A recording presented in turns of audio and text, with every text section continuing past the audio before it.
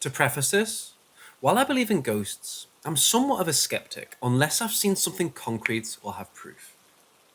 I've seen what I believe to be a total of 3 different ghosts, but they were apparitions that disappeared quickly.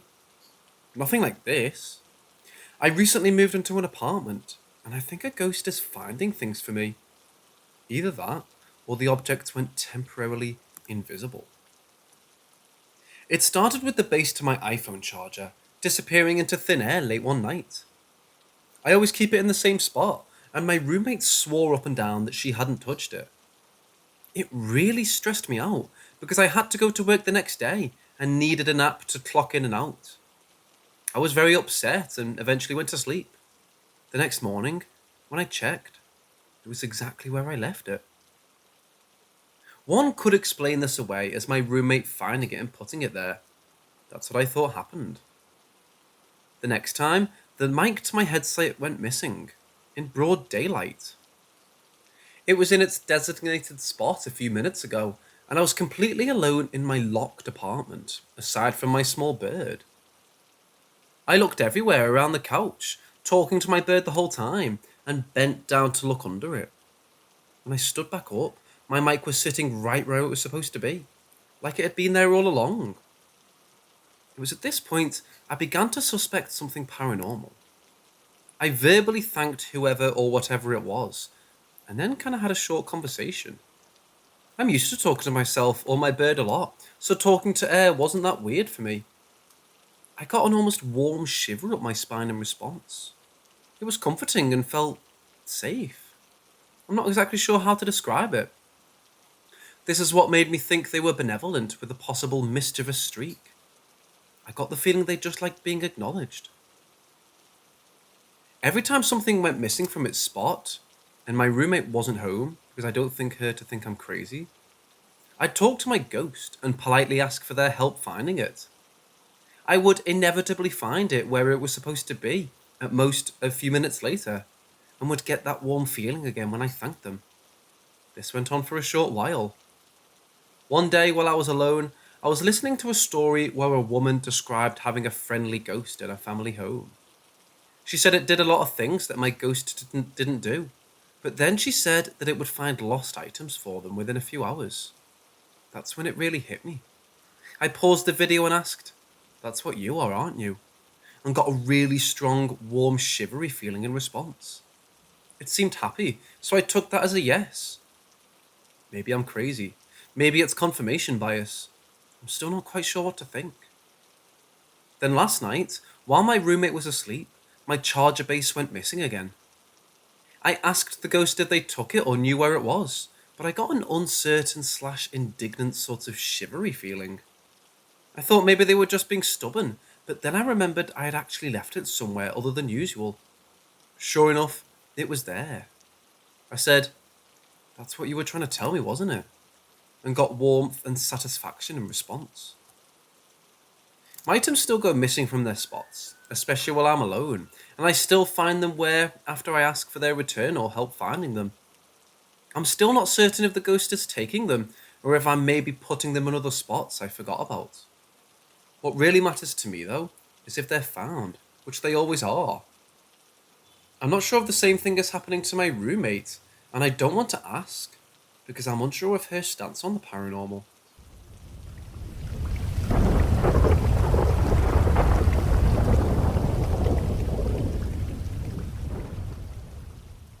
I've always believed in ghosts, spirits, presences, whatever you want to call them.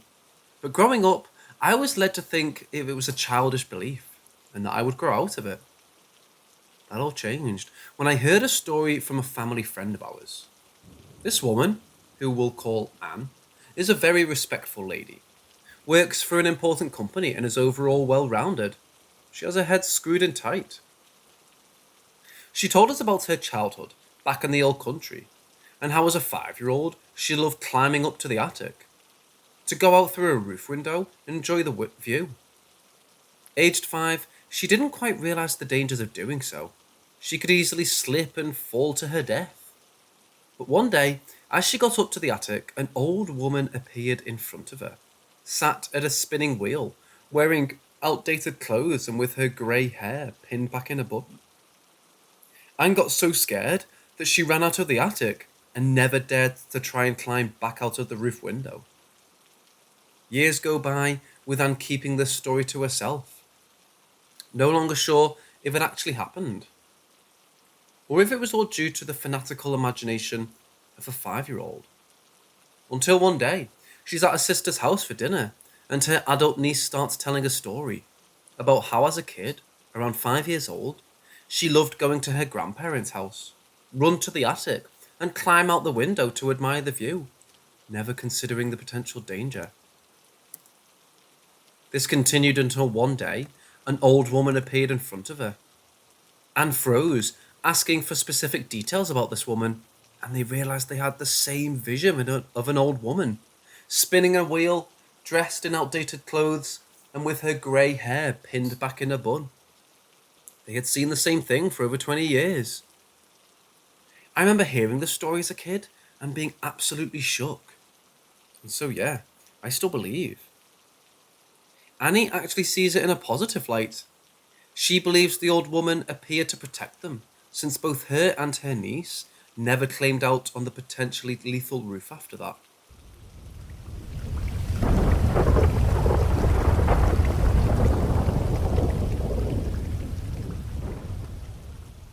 When I was 6 years old, my mom took me to a circus. There at the entrance, we were greeted by the scariest being I've ever seen. Since that day, I've been very afraid of clowns, which became a trauma that I still can't get over. One time in December, I was home alone. My mother was out town visiting Granny. My dad worked until late, and my brother was at a friend's house, so I was alone. When I received a call from my best friend, she told me she was going to pick me up so we could go to the fair.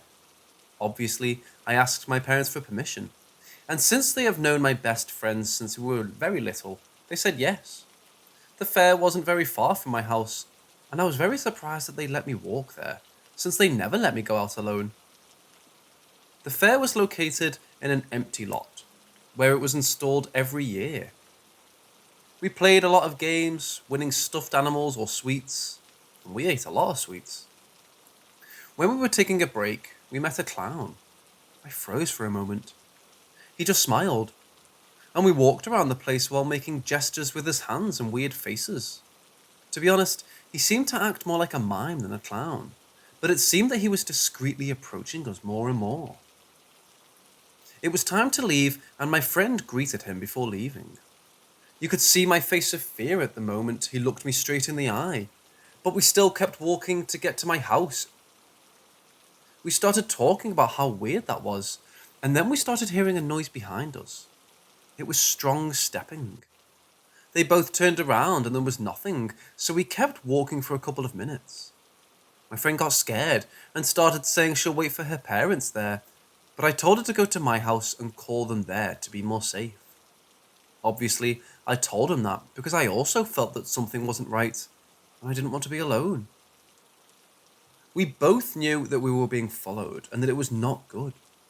But at the same time, we were relieved because we were at the entrance of my house. I started looking for my keys. I always have a habit of losing them, so it was going to take me a while to find them. It didn't take me too much to find, but at that moment, my friend whispered to me to turn back, and there was a clown watching us hidden in some trees of the neighbour. When the clown noticed we noticed him, he went out of the trees and started walking to us. My hands were shaking a lot, and my friend grabbed the key, and I dragged myself with her inside my house, locking everything with a key.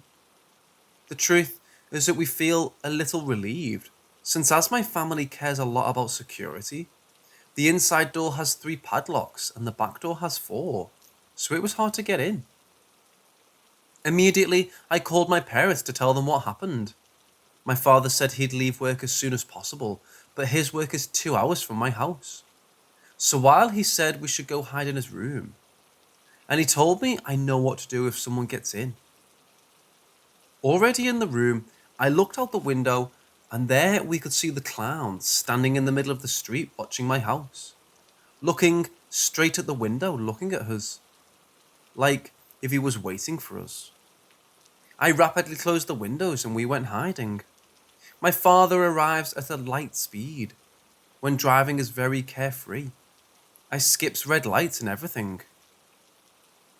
I think driving with my dad scares me more than a clown. But when my dad arrived, the clown wasn't there anymore. Or at least that's what we really think, since he could go back into hiding. I'm even terrified of the idea that maybe he was hiding in the trees all night watching us sleep. Mum arrived hours later, and my brother stayed at his friend's house for security. The next morning, my grandfather, being head of the ministry, took me to the police station to make a report of what had happened. Later, we went to the fair to solve things, but when my grandfather asked about the clown with black and white makeup that carried a giant mallet in his hands, those at the fair could only answer that no clown with those characteristics works there at the fair. And as much as the officers searched the place, they could never find it. I'm grateful to make it home before the clown approached us. We moved to a new house near my grandparents. And people could say, but if you see dead people and paranormal things, why are you afraid of a simple clown? Let me tell you something, in this world, you should be more afraid of the living people than the dead.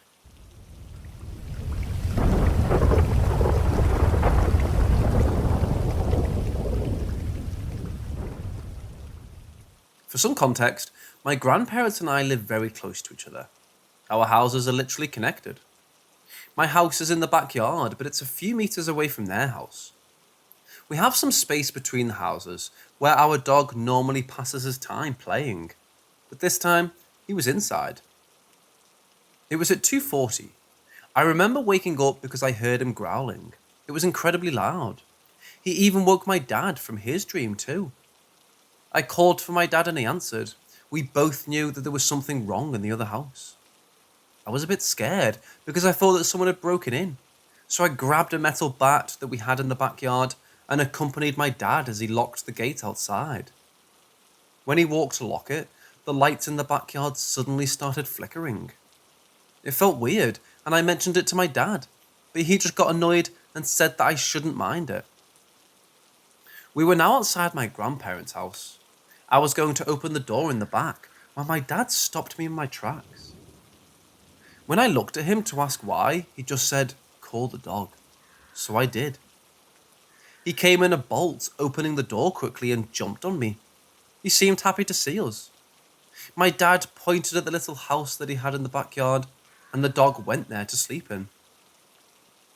I was going to enter my grandparents' house now that the door was open, but my dad again stopped me. He just told me to close the door and go back to our house. I obliged, but even after we went inside our home, I could still hear something moving in the other house.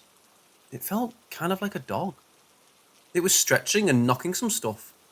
I couldn't really see it, but I heard all of it. My room is the connection between my grandparents' house and ours, so if there was someone there doing something, I could hear all of it. Even so, I still managed to get some sleep. When I woke up, my dad mentioned that he went to see what was inside and there was nothing. So I'm glad that there wasn't anybody trying to rob us. Yet I still feel like there was someone, or more like something inside.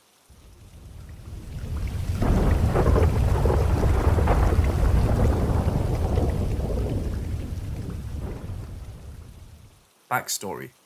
A couple of years back, my grandma, who died in 2016, was the person I used to love more than anyone. She used to bake cookies and make pies every time we visited her. Always was there for us emotionally and physically. Unfortunately, she got really sick. We rented a house in the building I live in so we could take care of her.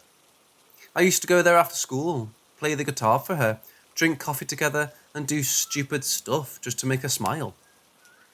The last night I saw her, she grabbed my hand and told me, looking me straight in the eyes, "Remember me, and light a candle once in a while for me."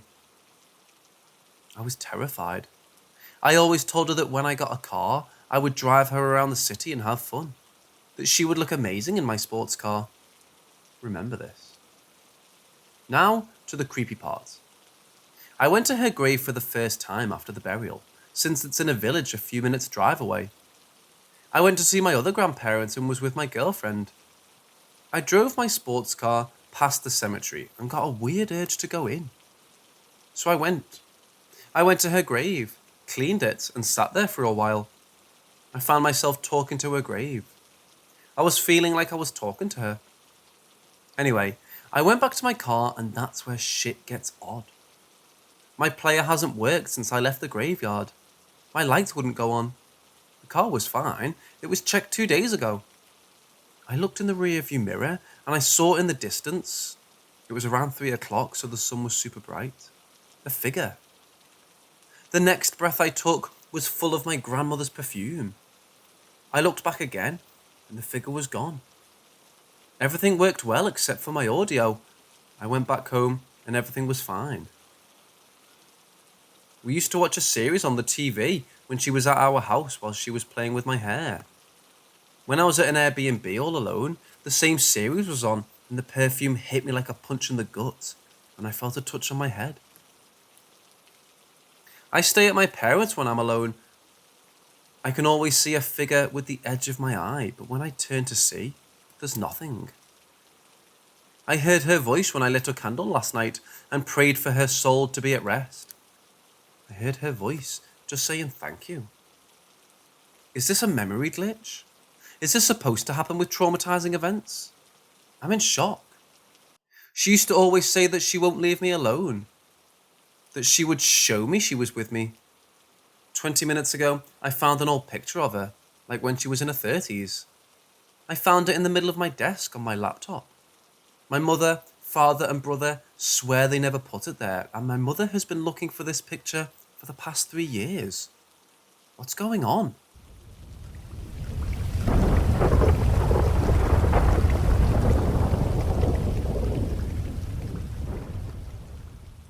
I work in a wildlife rehabilitation centre in the middle of a forest atop a hill, about 20 minutes away from the nearest streetlight.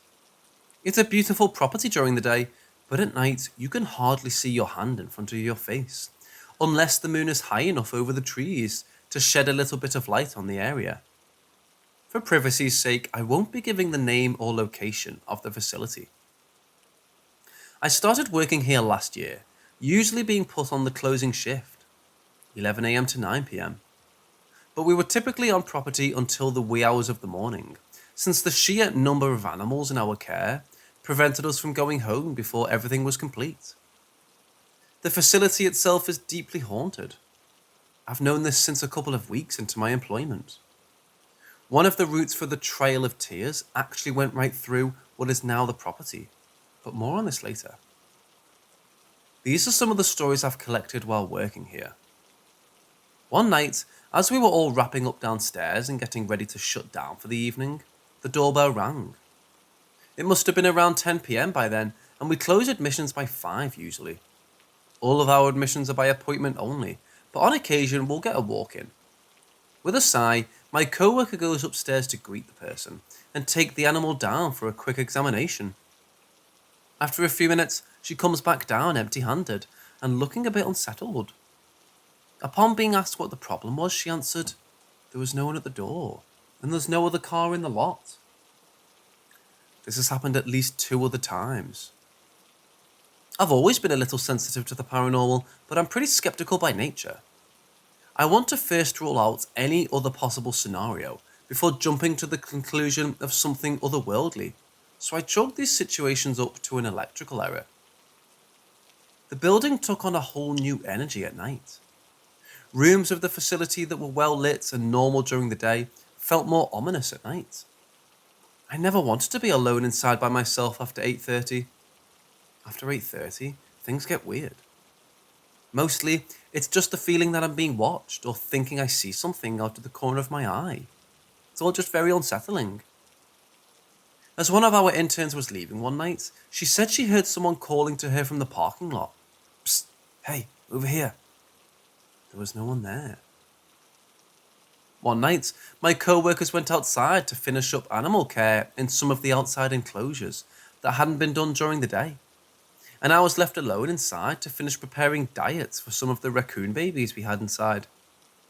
We had a microwave above the counter, and I'd long since gotten used to seeing my silhouette in the reflective sheen of the door. I reached up to retrieve the bowl I'd put in the microwave and shut the door once I was done, only to see the reflection of a silhouette behind me. I whipped around so fast I nearly dropped the bowl. No one was standing behind me, and when I looked back into the reflection, the silhouette wasn't there anymore. As I said previously, the trail of tears ran through the property, and at least two of my co-workers have made separate comments about seeing a woman in buckskin either walking through the hallway or standing in the laundry room. She always moves out of sight before anyone can try to say something to her. We have a separate little building on the property that's now a storage unit. It once housed interns that would stay on site overnight, but it's been a long time since it's been used for that purpose. I've always gotten a weird feeling whenever I'm near it. It's never been inside, and I hope I'll never have to. Anytime I walk past it, I feel incredibly unsettled, like there's someone standing behind me or watching me. Several months ago, I was informed we no longer have interns living in the building because late one night, a man walked in and stood in the doorway, staring at the interns while they were trying to sleep.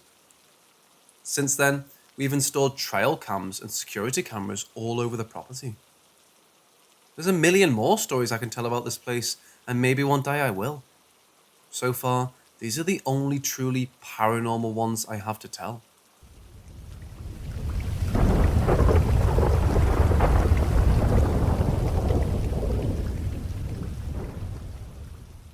I live in a small one-story home in the country, surrounded by acres of pasture and woodland. Although we have neighbours, we aren't close with them, and we hardly have visitors of any kind. To say I haven't experienced anything odd or interesting during my time living here would be a lie. I could write a book with the amount of stories I have involving bizarre creatures I've seen, roaming the grassy fields around the pond behind our house late at night. I've been sensitive to the paranormal ever since I was a baby, and the experiences run in my family on my mother's side. With this being said, I scare easily. I'm a huge baby when it comes to anything out of the ordinary, so I've had to teach myself how to turn it on and off, so to speak. This particular story, however, takes place long before I learned how to do it. Around 10 years ago, my grandmother who lived with us passed away. I was very close to her, so I took the hit hard. Around this time, the paranormal activity in my household began to ramp up. Toys would turn on and off without anyone or anything near them. We would occasionally feel something tap on our shoulders, and my brother, who moved into her old room a few months later, even distinctly remembers a warm breath on the back of his neck when he was alone in the house.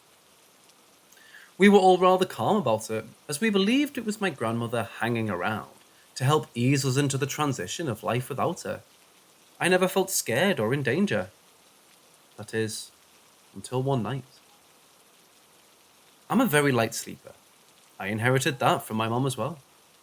The slightest sound of the air conditioner turning on at night, and I was always wide awake. This time, however, I awoke to the sound of the floor creaking outside my room. The way my house is laid out, my room, my aunt's room, and my brother's, formerly grandmother's room, are all at the far end of the house. One has to walk the entirety of the house from my room, through the dining room, kitchen, and living room, to get to my parents' bedroom at the opposite end of the house. I looked at the clock and realised it was a little past midnight. No one would be awake at this time. The creaking wasn't uncommon, however. We had a few weak spots in the dining room and kitchen that would creak occasionally, even if no one was stepping there. Just as I was about to fall asleep again, I heard a second creak, further into the dining room. Again, odd, but not entirely unbelievable. It wasn't until the third creak came just outside the kitchen that I realised it sounded like very slow footsteps, deliberately stepping on every weak place in the floor. I sat up to listen closer. As I did so, I heard 3 more very distinct creaks coming back to the door of my room. They stopped directly outside my door, then began to pace back in the direction of the kitchen once again. I listened to this repetition for 15 minutes or so, memorizing each of the steps until I was able to predict when and where the next one would sound. It was so bizarre, But even my little 10-year-old brain tried to reason that it was just the house settling, or an issue with the air conditioning, or something like that. But as I said earlier, I get scared easily, especially in the dark of night. So I quietly slid out of bed and was planning to make a run for my parents' room. The only problem was that I had to run through the kitchen in order to get there, where the creaking was currently coming from. I steeled my nerves and opened my bedroom door, quietly stepping into the rest of the house. The lights were off, but there was no one in the dining room. Just as I was about to start my wild run to my parents' room, I realized the next predicted step didn't come. Instead, I became aware of a much more terrifying sound. Running. Something was running at me from the kitchen, through the dining room. There was no one there, but I could hear it so distinctly. I panicked and ran back into my room, the footsteps right behind me. I jumped into bed and covered myself with the blanket, and the fast footsteps came all the way into my room and right to my bedside, where they stopped. And they stopped. And I didn't hear them again for the rest of the night, or the following night. In fact, to this day, it's the only night anything in my house ever made that kind of sound, and I still have no explanation for it. All I know is whatever chased me through my home that night, it wasn't the spirit of my kind grandmother.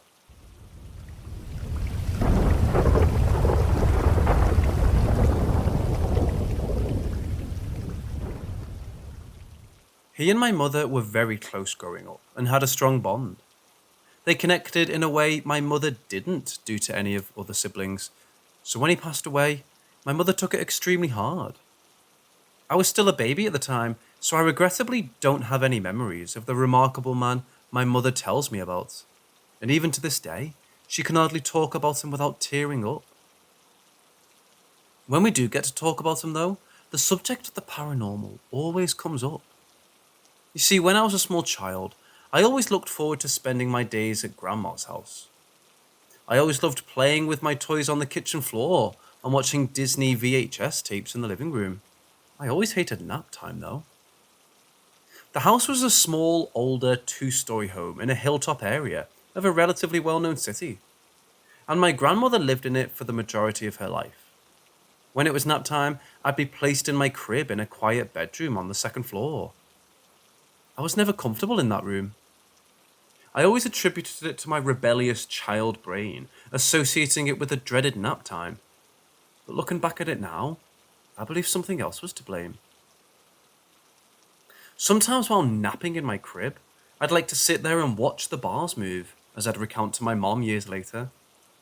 All of a sudden, the sturdy bars keeping me from escaping my little prison would sort of liquefy and wave back and forth underneath the railing. I'd reach out to them, and they'd be completely intact once again. Along with that, I'd occasionally hear my name called in a sing-songy male voice. Eli. It never scared me. It didn't feel threatening or dangerous, and in truth, it sounded more like a voice in the back of my head than something out loud. As a kid, I thought it was normal. I figured everyone occasionally heard a voice different from their own internal thoughts and brushed it off. As I grew older, a second voice developed. Still male and still polite and friendly, but distinctly different from the other voice. Sometimes they talked together, but it would always be the same two-tone word. Again, I never gave it much thought. As I got older, I no longer needed the crib and no longer got to watch the bars swim in the air beside me. But instead, I got to bring my toys upstairs with me when my grandmother needed a break. Still, the voices would continue. After we moved from the city and into the countryside, I stopped hearing the voices altogether. It faded into the back of my mind as an odd memory, but it wasn't until rather recently that the thought resurfaced, and I brought it up to my mom in the car during one of our discussions of the paranormal. It's kind of weird, right? And looking back, it only happened in that one room of Grandma's house, I told her, expecting her to quickly agree and move on. Instead, she got that somewhat sad look in her eye and she focused on the road. Well, that was Uncle M's room when he still lived with your grandma, was her response. She quickly followed up with, and that was the room your grandfather died in. I was stunned to say the least. For a few years of my childhood, I heard two very distinct male voices in that room, and only in my early 20s did I figure out exactly why.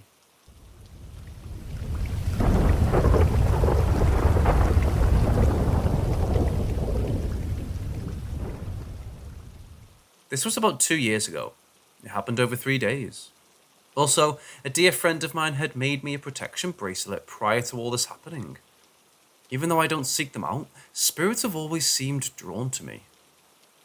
During this time, I was struggling with my purpose and had been spending a lot of time in prayer.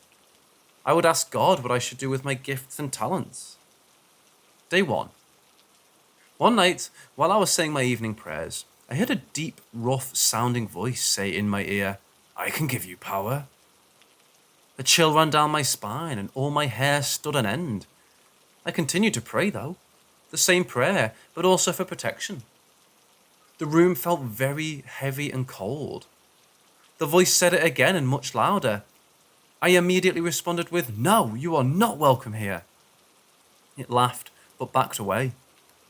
The feeling in the room lifted a bit, but it wasn't done. Day 2. The next day, I put on the bracelet that my friend had made for me. I kept seeing shadows moving in the corner of my eye. That night, I couldn't sleep. I felt very uneasy.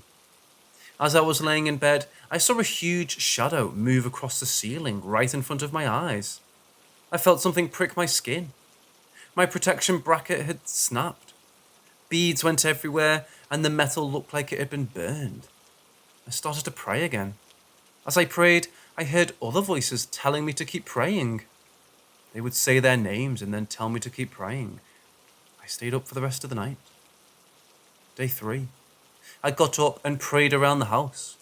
Things started to die down, but I was shaking and crying with fear. I called my friend and she came over as soon as she could. It made itself known to her as well. She called on the name of the Lord and was able to drive it out, and thankfully, it hasn't returned. I gave her the broken bracelet so she could see it and maybe fix it. She agreed that it looked scorched and took it back with her. She said it was a demon. I consider myself lucky and blessed to have her as a friend and to have made it through this event unscathed.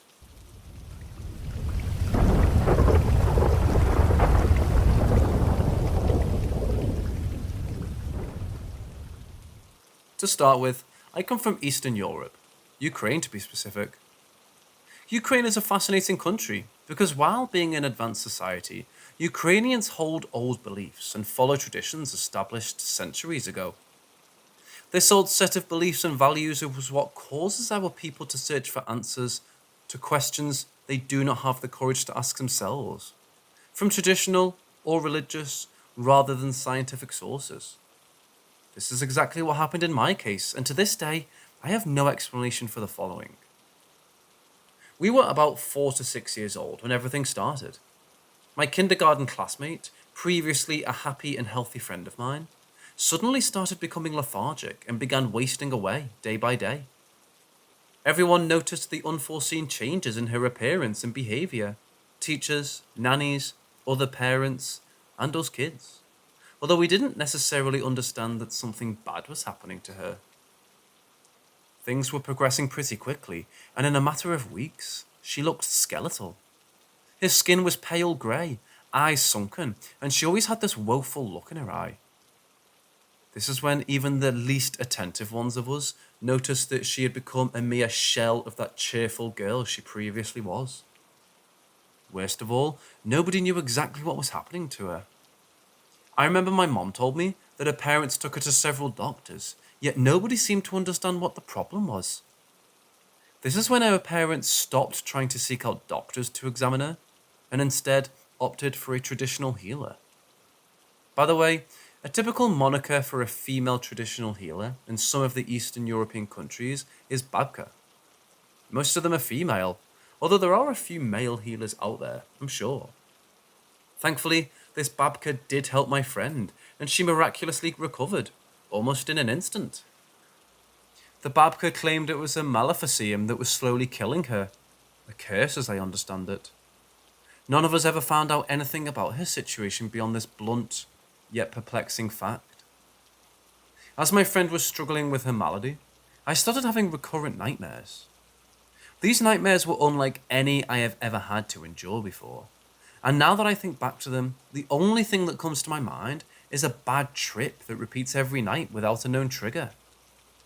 These nightmares were quite different from regular nightmares that you randomly get here and there. They were more like a series of short gifts that get played on repeat. At least, that's how I would describe them. The content of my nightmares was not scary in a traditional sense, yet they would shock me and wake me up every night, sobbing. I vividly remember only 3 things that I would see every night, although thankfully, I cannot recreate them in my head anymore. One of the nightmare gifts would have a chessboard with dolls. Barbie dolls dressed as ballerinas, standing on every other black square, spinning all together in one direction.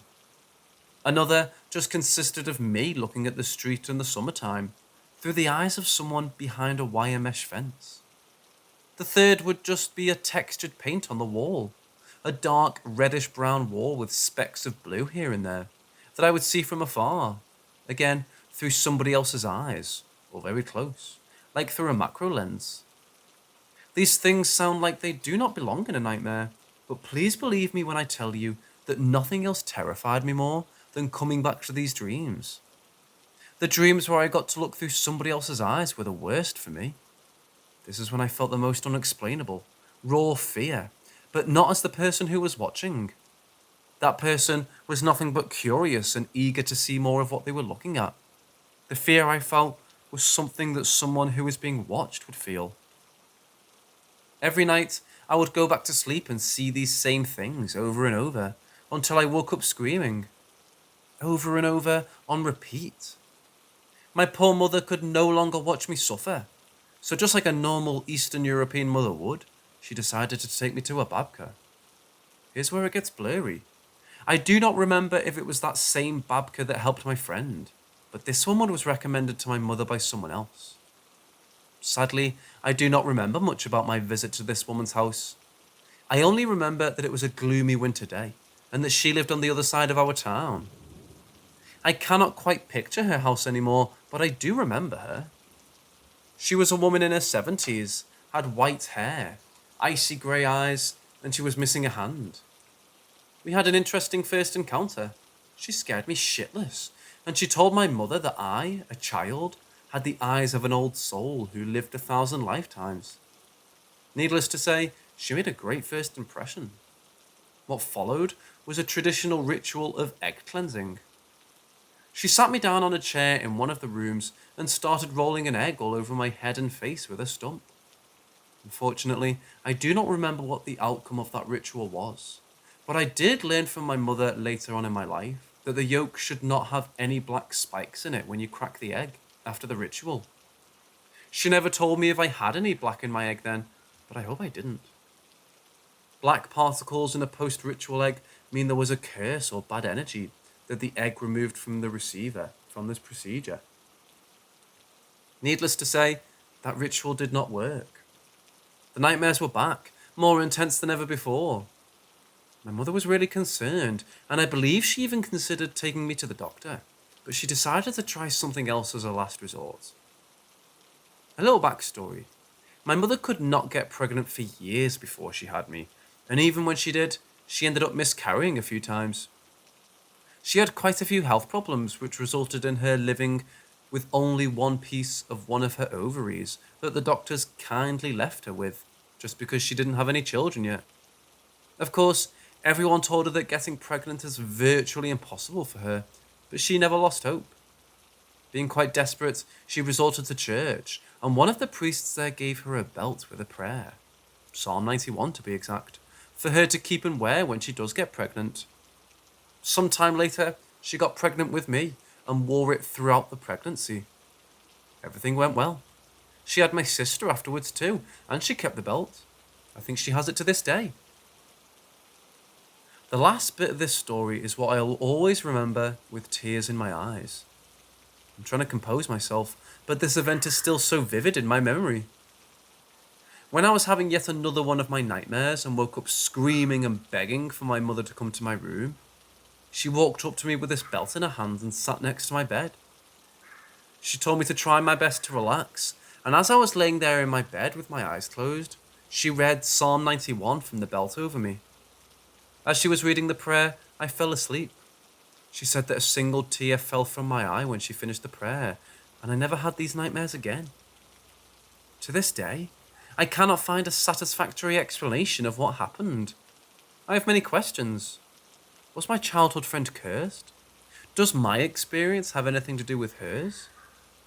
Is the fact that a prayer was what ultimately helped me to get rid of something that plagued my life for an extended period of time proof of the existence of God? More than 20 years later, I still cannot erase these painful memories. Because of how persistent they are, I'm no longer certain I should. Which is why I decided to share this story with you. Make of it what you will.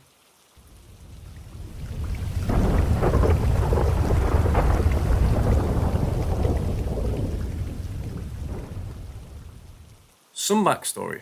My father died November 5th, 1993, after a long battle with cancer. I was only a baby at the time, so I don't really remember him, but I do have pictures and everything.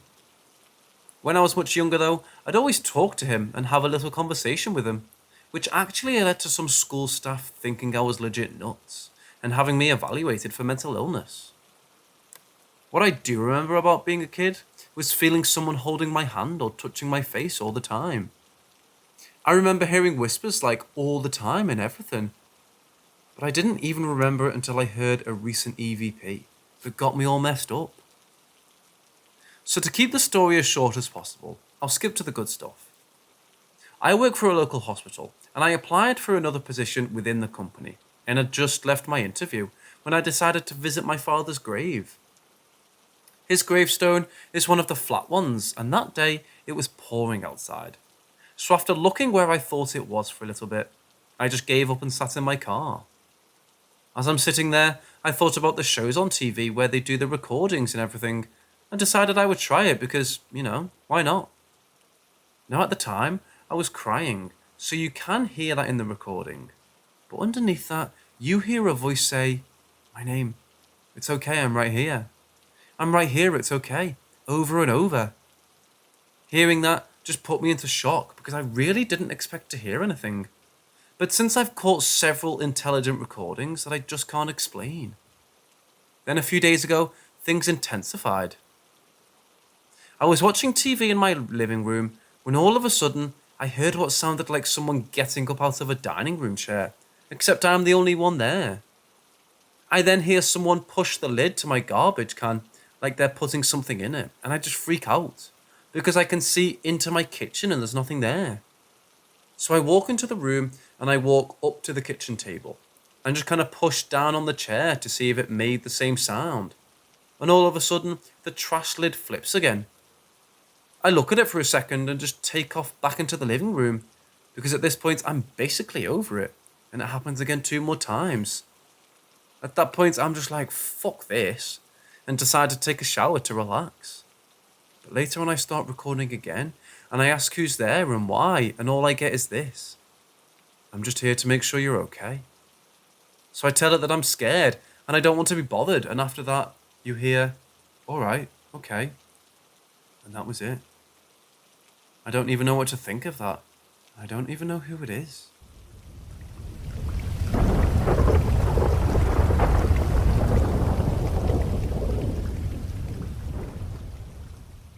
When I was in college, I had a roommate who was really sweet and gentle. I loved her. She was a great person, but extremely simple, if you know what I mean. One night on the weekend, we decided to make a Ouija board because we were bored. It started out pretty much not doing anything, but after a few minutes, it started moving. Except only when my roommate was touching it. It wouldn't move at all for me. I know it wasn't her doing it because I started asking questions about myself she wouldn't have ever known, and it was answering everything correctly. It spelled out my mother's name, who I didn't even talk to and had never told her or anyone there about. It knew what city I was from, even though I just told everyone I was from Boston. because it's just easier.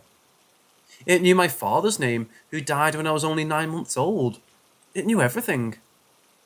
After a few questions, though, it started to spell out strange shit, like people and places that weren't really local or relevant to either of us. According to the board, it was supposedly a kid, and they said they died in a river and all this stuff. But it started turning dark, so I just cut that shit off and was like, we're done. I said my goodbyes and decided to put it in the trash, but my roommate was still acting weird. She had this dark demeanour about her, which is literally nothing like her. I was like, what the fuck's going on with you? She just said it was nothing and laid down, so I shrugged it off and went to the lobby of the dorm to watch TV. Later that night, when I went to bed, she was still lying in that same position, but I just decided to ignore her and go to bed. That night, I couldn't sleep for shit and kept seeing a black figure pop up out of the bathroom doorway that was placed directly in front of my bed, so I eventually said fuck that and got a Bible from the RA. That apparently didn't help my case, because the little shit started moving around on my desk, to the point where I went and slept on the couch in the lobby. My RA really didn't want to let me, but I told her I'm not going back in there until either God himself shows up or sunrise, because we fucked up and something isn't right. Eventually, I did end up back in my room and I did fall asleep out of pure exhaustion. But that girl literally never went back to being that sweet little mouse she always was. And even to this day, she's just so different. I feel bad because nothing happened to me in a way that it affected her, but I didn't intend on anything to happen like that. I felt literally nothing when we touched the board, except a weird, rocking back and forth in my body that wasn't visible to my roommate. When I touched the cup we used, I felt nothing, and it didn't move or anything. Only for her. Very weird, and will never happen again as far as I'm concerned.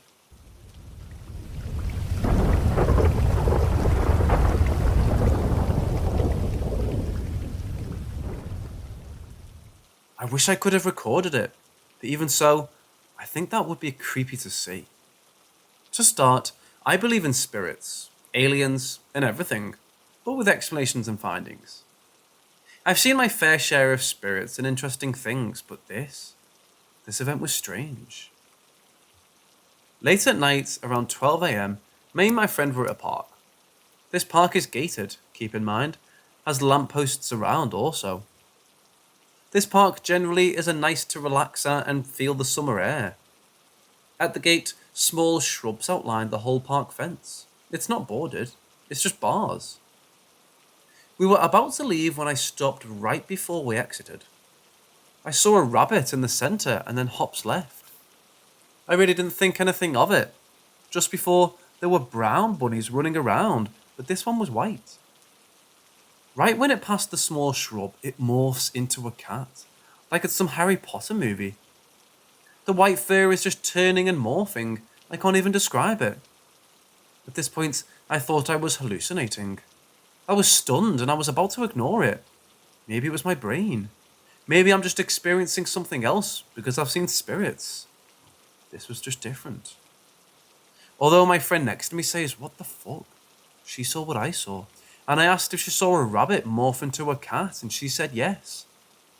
With that, I almost jogged forward to see if the cat was there. There was, staring back at us, but it ran quickly out of sight. There was no bunny around, and for it to be white was strange in itself. The shrubs that outlined were way too thin and small for a cat to hide in, and I made sure I checked. What the hell did we see? This is not the first time I encountered a white shapeshifter. A few years back, I did a meditation and met a white stag, but I felt his form was fake. I believed that its form was just a facade to appeal to me. I've never met the stag again, but they showed me space, so I respected it.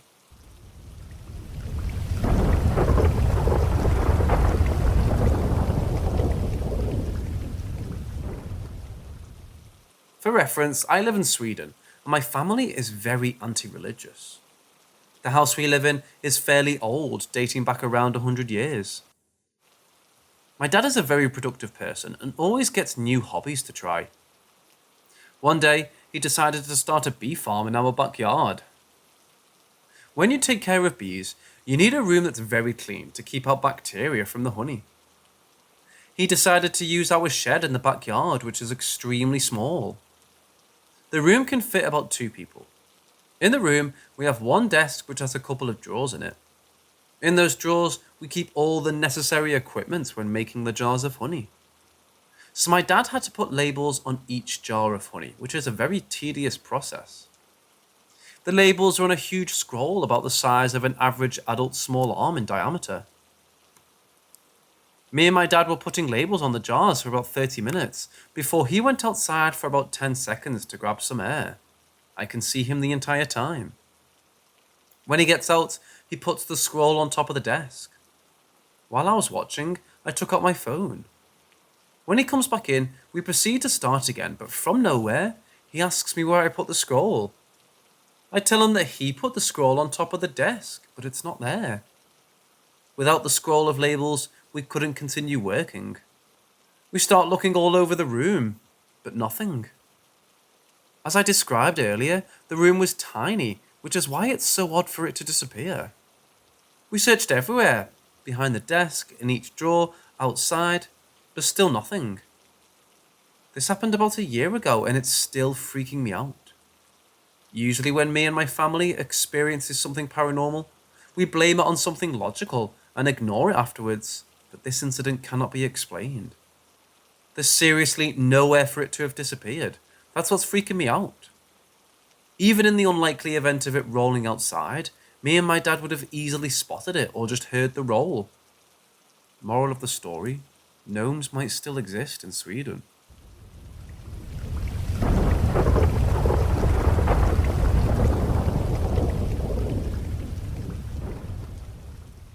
I'm a French 20-year-old guy who lives in a small city.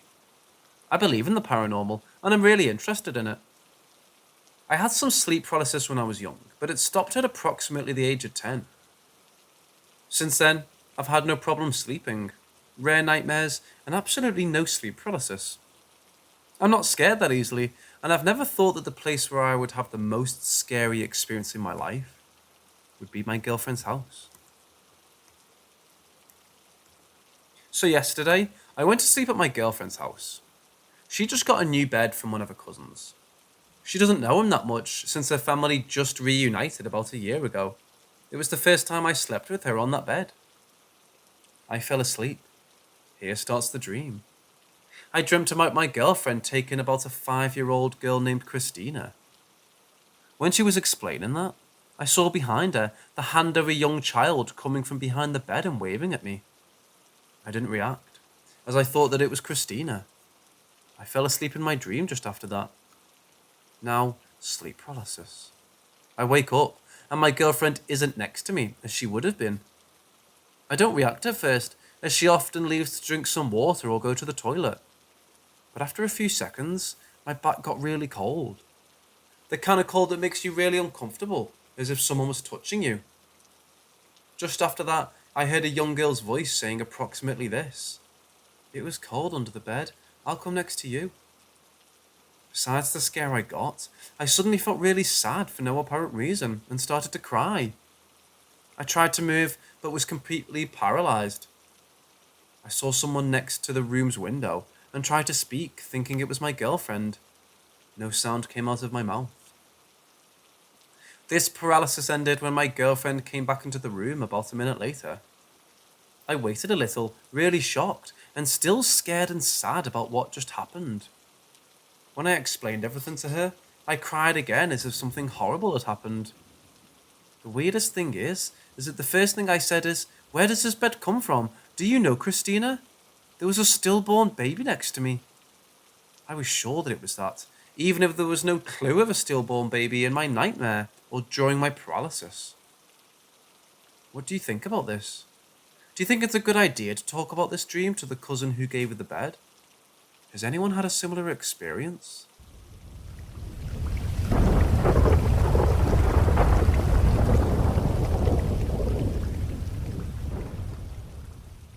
I'm 21.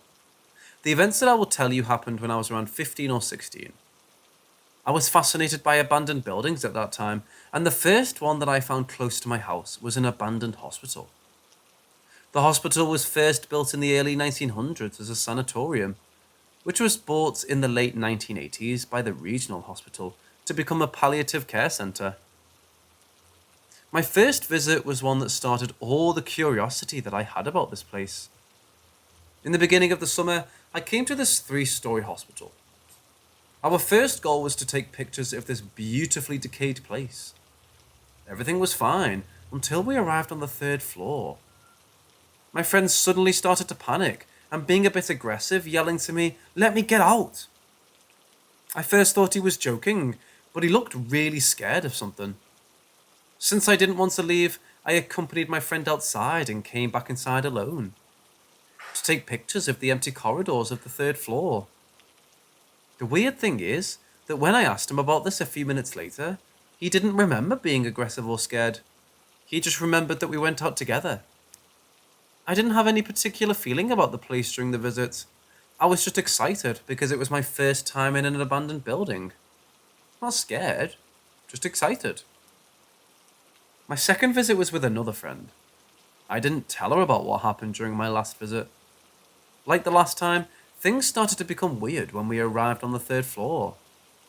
I started to feel a bit bad, as if something prevented me from breathing correctly. My friend told me a few minutes later that she was having the same weird feeling. We felt scared and didn't want to continue with this oppression sensation. We left. The 3rd time, I went to the hospital with a camcorder. I probably did the worst thing ever today.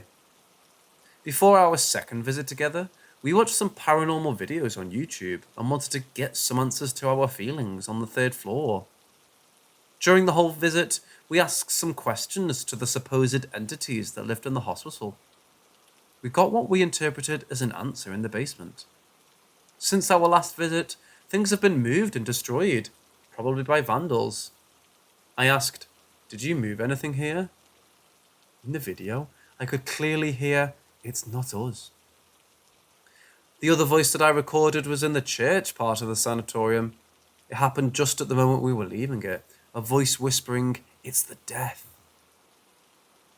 The last thing we did this day was to go to one room on the 3rd floor and ask multiple questions, and wait for answers while recording everything with the voice recorder, trying to get EVPs.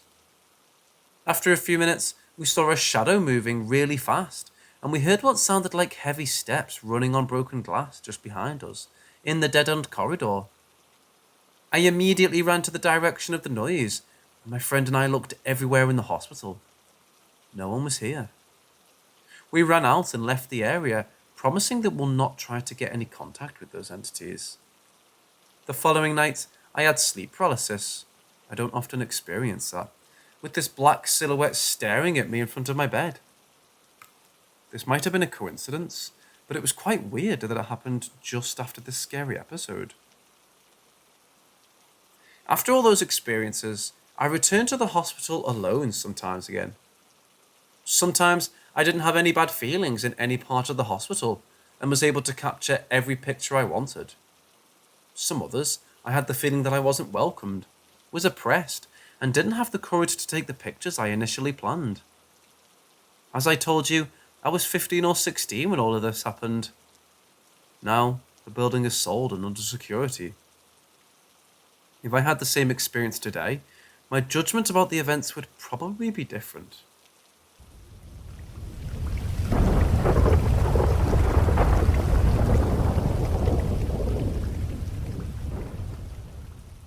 When I was in high school, I began to go out for walks frequently when I couldn't sleep.